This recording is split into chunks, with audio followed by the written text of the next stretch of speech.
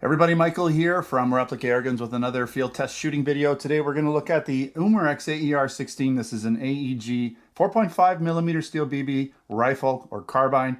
And I have done the tabletop video if you're interested in details, specifications, all that stuff. Today we're going to focus on velocity, which we're going to do right now, and then accuracy in both semi, and then I'll just do some like whatever mag dump with this basically 55 round magazine. So we'll do 10 rounds in semi-auto, and then whatever's left over, we'll just dump it out into the target and see if the accuracy spreads out a little bit more. Probably should a little bit. We're looking at somewhere in the 400s here. Let's see what the chronograph tells us though. Here we go. Do I even have it on? No, I don't. It's not ambidextrous. It's only on the left side. Got to remember that. Here we go. 203, something happened there. There we go, 425. We won't count that first one. I think it might have been a double BB. 419. 428. Ah, that's weird. 444. Not sure what's going on with those low ones. But 452. Let's do a couple more. 442. 439. 449. Okay, so one more. It seems to be kind of creeping up. So we'll average out the last five. I've never shot this gun. Sometimes they just need a little settling in. It's a full mag, so it could be maybe potentially misfeeding a little bit. Sometimes they're a little tight at the top when you got all 55 rounds in there. The spring's really tight.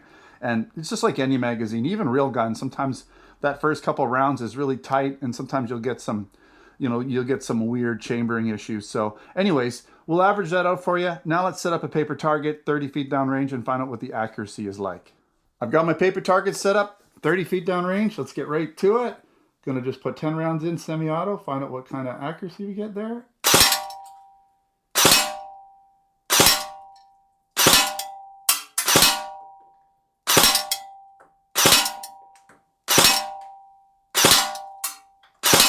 Okay, gonna walk up. That looks pretty good right out of the box. I haven't adjusted them at all. Wow, that's beautiful. That's 1.5 inch, just a little to the right. I was aiming right underneath here. No complaints, man. I can tweak that. This sight is fully adjustable. There's nothing wrong with that out of the box. Okay, we're gonna set up full auto here. This isn't a super high rounds per minute gun, but I'm not sure if you could put a higher voltage battery in here. It says 11.1, so that's what it comes with. We're gonna stick with that one. I wouldn't assume you should put any higher voltages in here. Let's go.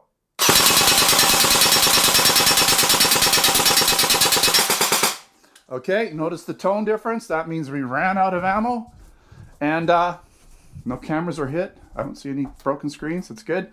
Okay, so we did move around a little bit more. Obviously, we're not still at 1.5 inches. The gun does rock around a bit, and my aim point may have varied a little bit because it is a little tight. When I'm not wearing my readers, it's harder for me to see these sights, especially the rear sight. But I do my best.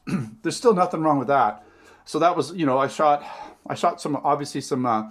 some shots went through the chronograph, probably about 10 shots. Then I did 10 on the target. That would have left me with roughly 35 rounds in full auto, roughly somewhere in there. I'm just estimating, but very good.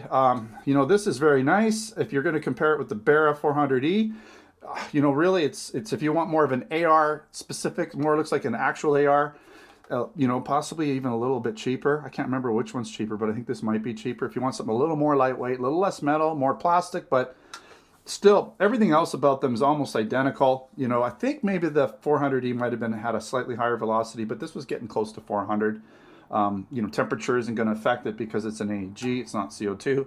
So that's pretty realistic rounds. You're not going to change your ammo. They're all 4.5, 5.1 grain rounds. So that's going to be pretty much across the board. All right, I like it though. A little red dot on here wouldn't be a bad idea. You can always, default, go back to these sights if you need to. If your red dot fails or something, if it's lower profile, you might be able to pop these up or just take the red dot off if you need to in the field.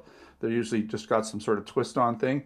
You could do that too. I like it. So again, check out the tabletop video for details, specifications. Also check out replicaAirguns.ca for Canada, replicaAirguns.us for the US, where you have air guns, BB guns, airsoft guns, pellet guns, blank guns, and other accessories there, and replicaAirguns.com for the written posts.